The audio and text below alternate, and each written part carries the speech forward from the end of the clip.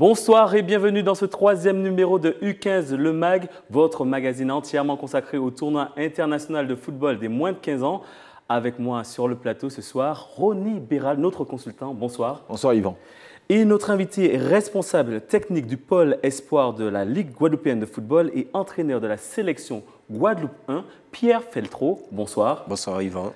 Alors Pierre Feltro, à la veille de ce tournoi U15, comment sentez-vous votre équipe ? Elle est bien préparée, on attend tranquillement l'événement pour demain matin. Prêt, motivé, on sent un peu d'appréhension ? Ils sont très motivés, ils sont très motivés, il faut essayer de même les calmer, ils sont motivés, on est allé dans l'hôtel cet après-midi, on s'est installé, tout se passe pour le mieux. Alors Ronny, vous qui êtes dans les coulisses de ce tournoi, est-ce que vous sentez que la pression monte véritablement ? On sent vraiment une effervescence, on sent aussi que la pression monte. Je suis allé à l'hébergement des joueurs, j'ai vu les délégations arriver, je les ai vus s'installer. Certaines même commencent déjà à faire des briefings comme Toulouse, comme Tottenham. On sent bien que ces délégations-là ne sont pas venues faire du tourisme en Guadeloupe et c'est ce qui fait plaisir à voir. Ça veut dire qu'il va y avoir à partir de demain, on va dire de la bagarre, de la bataille pour la conquête du ballon, c'est comme ça qu'on dit. Et puis, on espère avoir de belles joutes et puis de beaux matchs également. Ouais, vous l'avez dit, le tournoi commence demain. On rappelle qu'il y a 3 équipes qui vont représenter la Guadeloupe, la sélection Guadeloupe 1, la sélection Guadeloupe 2, la sélection département Guadeloupe. Dimanche dernier se déroulait le tournoi de la solidarité scolaire à Bémao. L'équipe du département Guadeloupe y participait avec à sa tête Eddy Rabouteur. Il est éducateur sportif depuis une vingtaine d'années. Je vous propose de découvrir son portrait signé Driss Torval. Il observe, se questionne et tranche pour composer l'équipe du conseil départemental. Éducateur depuis une vingtaine d'années, Eddy Rabouteur veut transmettre à son équipe du dynamisme et du sérieux. Allez les gars, oui, top. Allez, faites monter le cœur là, faites monter le cœur, mettez du rythme. Il faut tout donner, ce sont des tournois, des parties de 15 minutes, donc on n'a pas le temps de réfléchir. C'est marquer un but rapidement, après faire tourner le ballon et attendre que les 15 minutes fassent. Allez! Presser l'adversaire, quelle que soit la situation, et ne rien lâcher, ce sont les consignes pour rester dans le match et au mieux le remporter. Mais il ne faut pas oublier que l'objectif premier est de préparer le tournoi U15. On ne sait jamais ce qui peut se passer, on n'est pas là pour se prendre la tête. Notre échéance, ce n'est pas aujourd'hui, notre échéance, c'est la semaine prochaine. C'est clair pour tout le monde. Donc, je ne veux rien entendre, ni sur les arbitres, ni quoi que ce soit. On se plie à ce qui va se passer aujourd'hui. Oh, joli. Attaque le ballon.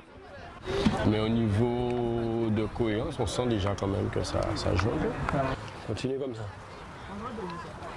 Le sélectionneur vient de qualifier son équipe première pour la seconde phase. Et le temps d'une pause déjeuner bien méritée pour les joueurs, suivi d'une sieste récupératrice, il est temps de réunir son staff pour mettre en place une équipe type. Donc, cette équipe-là va jouer en poule haute et l'équipe 2 en poule basse. C'est pas de la blague. Mettez de l'agressivité, mettez de la pression, mettez de la rigueur dans ce que vous faites. On doit gagner ce match-là. Conservez le ballon, faites coulisser. Ok? Faites courir les petits. Des consignes et une stratégie qui font mouche. L'équipe joue de manière plus fluide et c'est naturellement que les buts s'enchaînent. Et c'est sous les yeux d'un public attentif que la sélection se dirige droit vers la finale. Une finale, ça se gagne.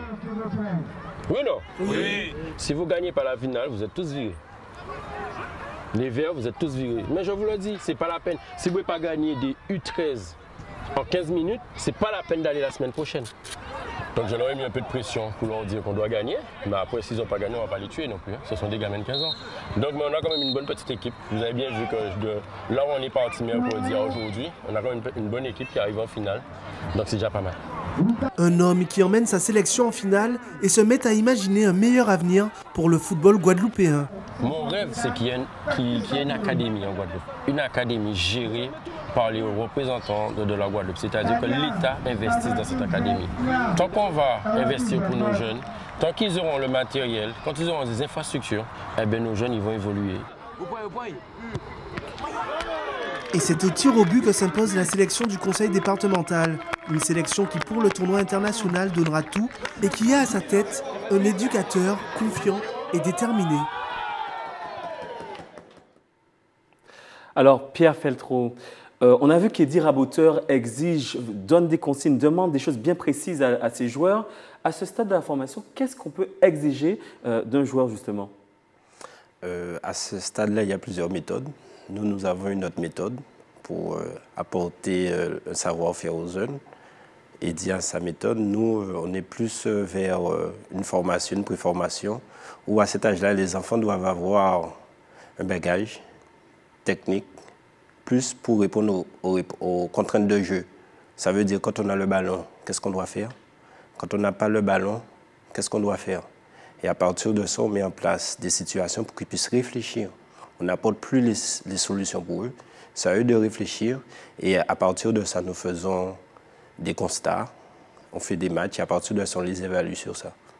Et on sait que dans la formation du joueur, la catégorie U15 est une catégorie quand même particulière puisqu'il passe du jeu à 8 à 11. Et donc, c'est d'autres exigences encore. Ce sont toujours les mêmes exigences, à part que le terrain, ça change.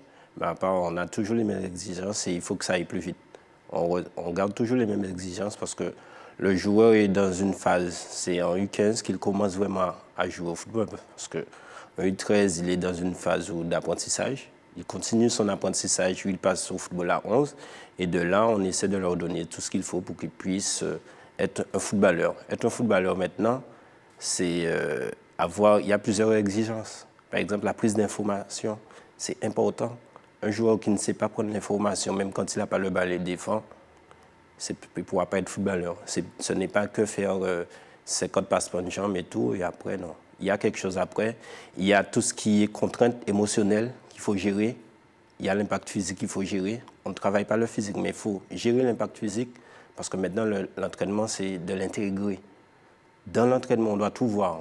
Ça veut dire que l'entraînement que je fais aujourd'hui, quand je fais un entraînement, on sait qu'il y a de l'endurance capacité, c'est de l'endurance capacité.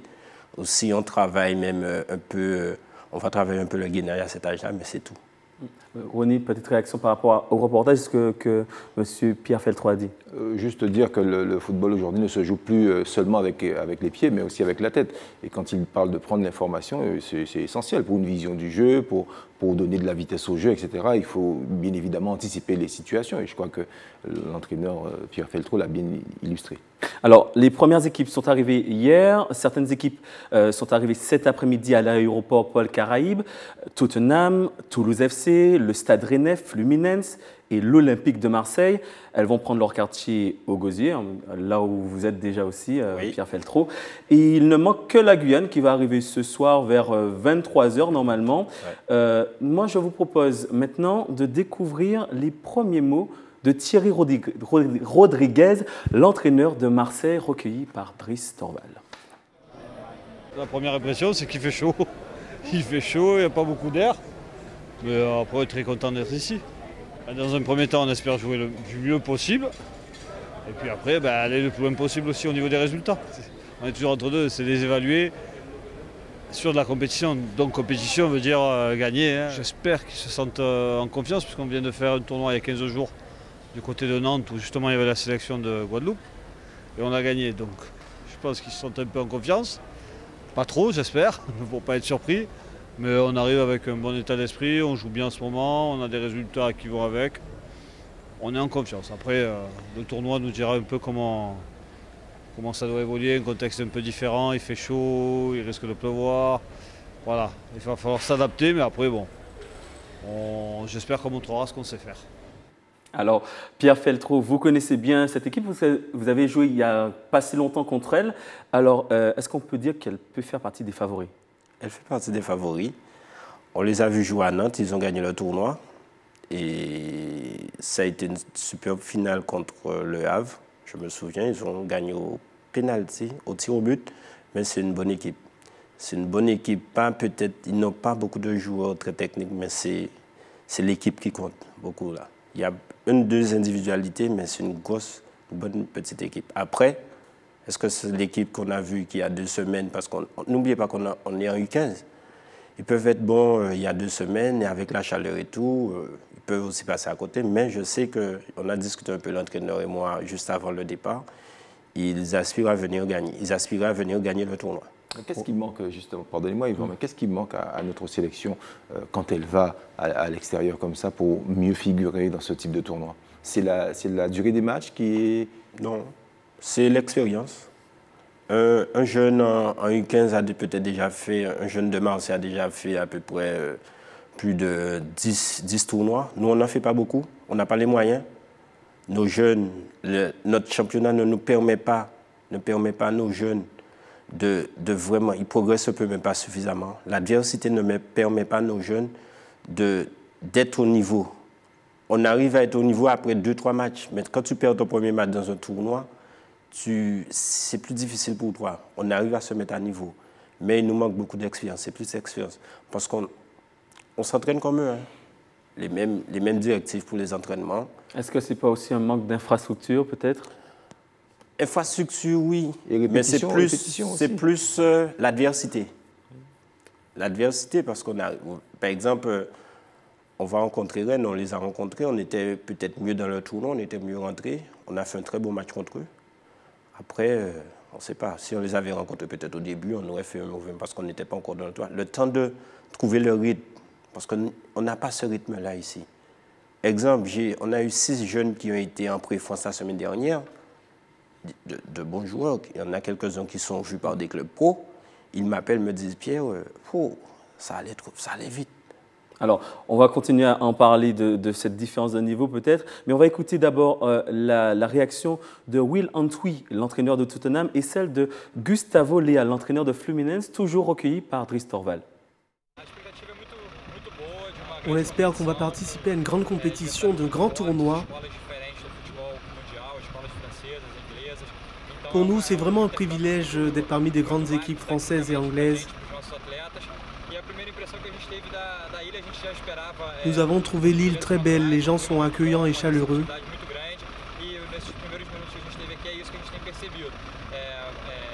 Et tout cela sera une magnifique expérience pour nos athlètes.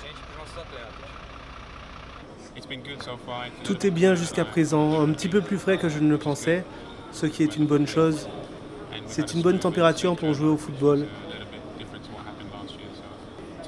On s'attend vraiment à participer à un grand tournoi avec des équipes comme la Guadeloupe, Fluminense et la Martinique.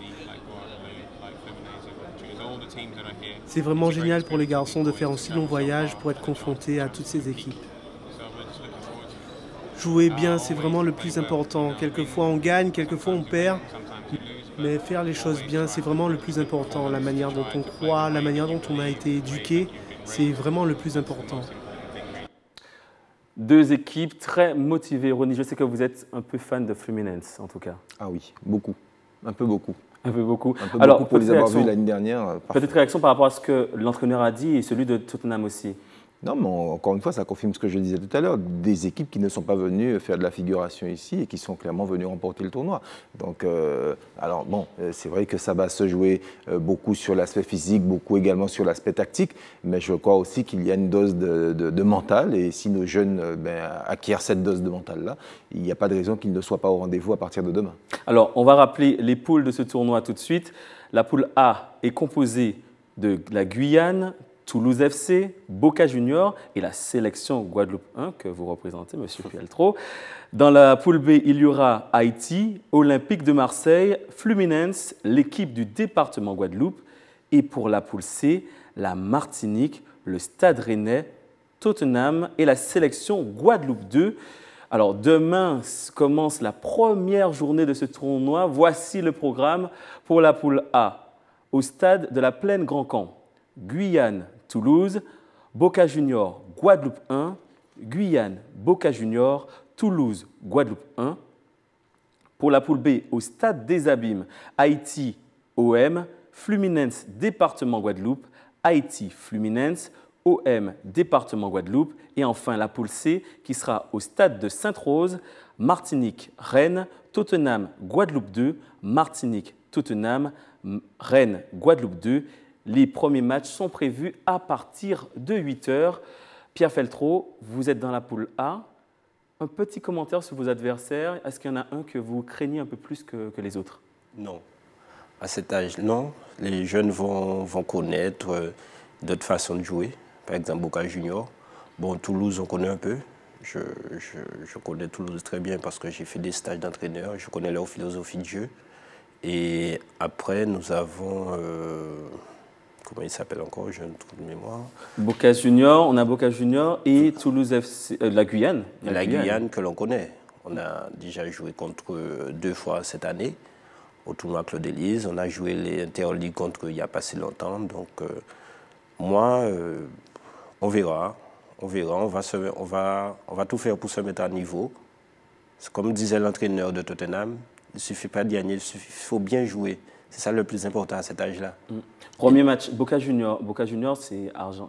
Ça court, c'est quand même physique. On connaît. Quelle sera la consigne que vous allez donner, à peu près? On va jouer. On va essayer de jouer. On connaît, on connaît un peu la philosophie. Le football, maintenant, rien n'est caché. Donc, on sait à peu près comment on va faire pour jouer demain. On va essayer de bien représenter la Guadeloupe et nos jeunes vont faire ce qu'il faut pour bien représenter la Guadeloupe et très bien jouer demain. René, des affiches par oui, mois. Enfin, juste un petit commentaire par rapport à ce que disait Pierre Feltro. Vous savez, la Martinique a quand même remporté ce tournoi l'année dernière.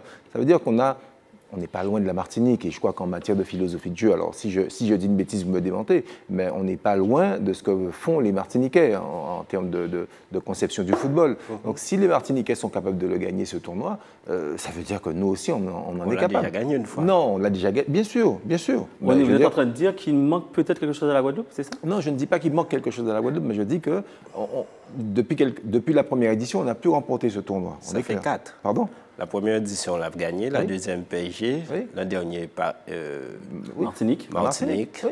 Il y a 12 équipes, toutes les 12 veulent gagner. Mais on est d'accord, Après, on verra. Mais ce que je dis, c'est que le commun des mortels, quand on parle avec les gens aujourd'hui, je discute avec quelques personnes autour, ils me disent oui, c'est difficile pour les jeunes, etc. Mais je dis que si la Martinique a déjà gagné le tournoi, la Guadeloupe l'a gagné la première édition, ça veut dire que c'est possible. Donc on n'est pas loin de ce qui se fait de mieux. C'est ce qui nous manque, à mon avis, c'est effectivement la répétition de ce genre de tournoi, la répétition de ce genre de sortie, plus d'infrastructures pour les jeunes, puis qu'ils puissent évoluer dans des conditions pas comme ce qu'on a vu tout à l'heure. Voilà, mais je rêve de ça. C'est peut-être un rêve, c'est peut-être utopique, mais il est peut-être temps qu'on allie un peu la parole aux actes. Parce que quand on voit cette jeunesse-là, quand je vois ces jeunes-là, je me dis, vu le potentiel qu'ils ont, eh bien, ils aspirent à un meilleur avenir et leur donner une chance, c'est peut-être leur donner aussi plus d'infrastructures, plus de moyens d'aller se confronter à ce qui se fait de mieux, peut-être pas forcément en Europe, mais autour de nous, Trinidad, voilà, la Jamaïque, les États-Unis, enfin voilà, il y a moyen qu'on fasse autre chose. Mais c'est de l'adversité que vous disiez qu'il manquait de l'adversité, mais je pense qu'il manque aussi autre chose peut-être pour que la Guadeloupe puisse passer d'un palier, pourquoi pas remporter, parce que cette année quand même il y a de belles équipes aussi. Je le dirai encore, on a une autre façon de voir les choses. Nous ne sommes pas sur le résultat à 15 ans. On peut gagner, comme il vous l'a dit, l'entraîneur de Tottenham. On peut gagner, on peut perdre. Nous, on est dans une philosophie d'évaluation. On rencontre d'autres personnes, on s'est entraîné, on va voir.